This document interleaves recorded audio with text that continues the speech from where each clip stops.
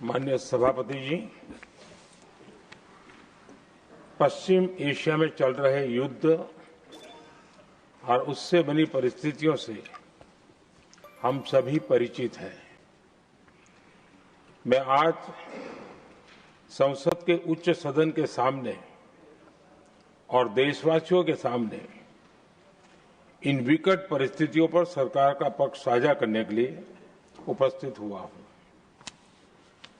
पश्चिम Asia में चल रहे इस युद्ध को 3 सप्ताह से अधिक का समय हो चुका है। इस युद्ध ने पूरे विश्व में गंभीर ऊर्जा संकट पैदा कर दिया है। भारत के लिए भी ये स्थिति चिंताजनक है। इस युद्ध से हमारे व्यापार के रास्ते प्रभावित हो रहे हैं।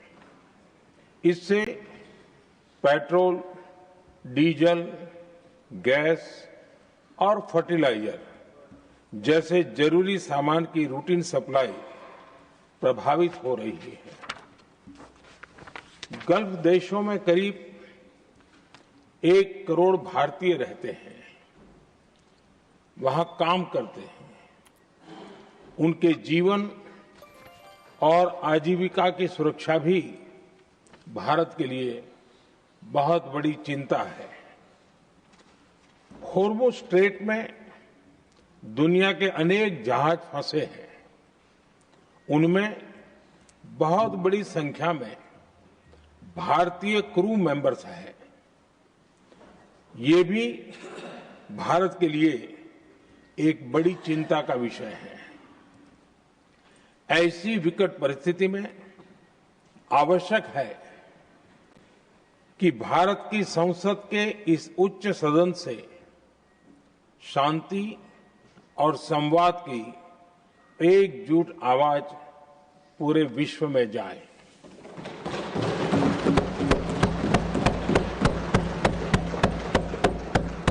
सभापति जी, युद्ध की शुरुआत के बाद से मैंने पश्चिम एशिया के ज्यादातर देशों के राष्ट्राध्यक्षों के साथ 2 राउंड फोन पर बात की है।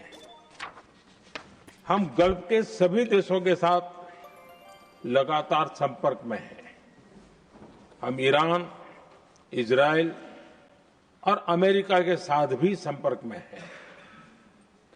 हमारा लक्ष्य डायलॉग और डिप्लोमेसी के माध्यम से क्षेत्र में शांति की बहाली का है। हमने डी एस्केलेशन और हॉर्मुज़ स्ट्रेट खोले जाने पर भी उनसे बात की है। कमर्शियल जहाजों पर हमला और हॉर्मुज़ स्ट्रेट जैसे अंतर्राष्ट्रीय जलमार्ग में रुकावट अस्वीकार्य है। भारत ने नागरिकों पर, सिविल इंफ्रास्ट्रक्चर पर, एनर्जी और ट्रांसपोर्ट से जुड़े इंफ्रास्ट्रक्चर पर हमलों का विरोध किया है। भारत डिप्लोमेसी के जरिए युद्ध के इस माहौल में भी भारतीय जहाजों के सुरक्षित आवागमन के लिए सतत प्रयास कर रहा है। भारत ने इस समस्या के समाधान के लिए संवाद का ही रास्ता सुझाया है। इस युद्ध में किसी के भी जीवन पर संकट मानवता के हित में नहीं है। इसलिए भारत का सतत प्रयास सभी पक्षों को जल्द से जल्द शांतिपूर्ण समाधान के लिए प्रोत्साहित करने का है। सभापति जी, संकट की स्थिति में देश विदेश में भारतीयों की सुरक्षा हमारी बहुत बड़ी प्राथमिकता है। युद्ध शुरू होने के बाद से लेकर अब तक 3,75,000 से अधिक भारतीय सुरक्षित भारत लौट चुके हैं।